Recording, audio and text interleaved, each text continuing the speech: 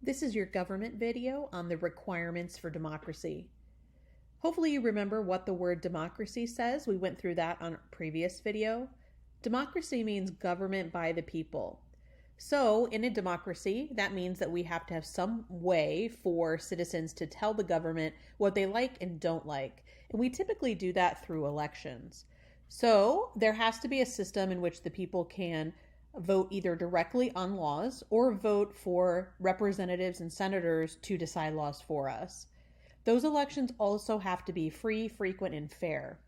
You have to be free to run for office if you want, and you have to be free to vote for whoever you want without threat or intimidation. The elections also have to be frequent enough that we can make change, and they have to be run fairly, meaning that all of the candidates in an election are treated the same, all voters are treated the same, and of course the ballots are counted the same. The elections are also supposed to be based on something like majority rule. Majority rule means that you have to have more than 50% in order to win. Sometimes people refer to it as 50% plus one. Now, I put here most of the time because our elections in the United States are not based on majority rule. They're based on plurality rule. Plurality rule means the person with the most votes wins, even if it's not 50%. So, for example, in a presidential primary, there could be 10 or 20 people running for that particular party's candidate for the presidency.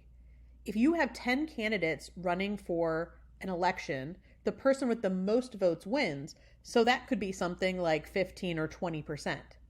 This is one of the reasons why a lot of people don't like our candidates for president. They believe that both parties' candidates are bad, and we're choosing between the worst or the worst possible candidates, or you're picking the best of two evils because of our plurality rule instead of majority rule. There are also a couple of places in our federal system where you have to have a supermajority. A supermajority means a 2/3 vote or something larger than that. We also have to have a fair system of justice in our country. And we, of course, have created courts, trial courts, and civil courts to protect the rights, civil rights, and civil liberties of the people. Civil liberties are the rights awarded to you in the Constitution. And civil rights are rights awarded to you when people are discriminating against you or treating you differently than other people. So, for example, if somebody steals your property, and you should be able to call the police, and they should be able to investigate, and you should be able to take them to court and get your property back. And even if it's not a criminal matter, let's say you and a neighbor disagree about something between your properties, you can also use the courts in a civil matter to either mediate your differences or go to a civil trial to figure out who's right and who's wrong. We also need to have some immutable principles. And I put here almost immutable because none of the rights we have are always awarded. All of our rights are contingent on the fact that we cannot use our rights to harm or threaten to harm somebody else. So some of the principles in our Constitution, and particularly in the first 10 amendments of the Constitution, are really important for democracy. We have a lot of other rights in addition to these, but these are the ones that help to guarantee government by the people, and that the people have a say, and therefore the government is not becoming authoritarian or taking away our rights. The first one of these is freedom of speech.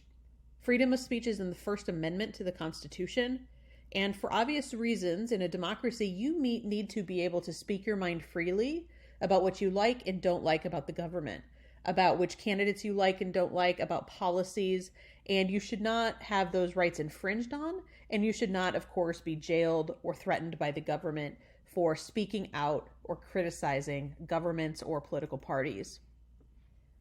Also in the First Amendment, you have the right to freedom of association or assembly.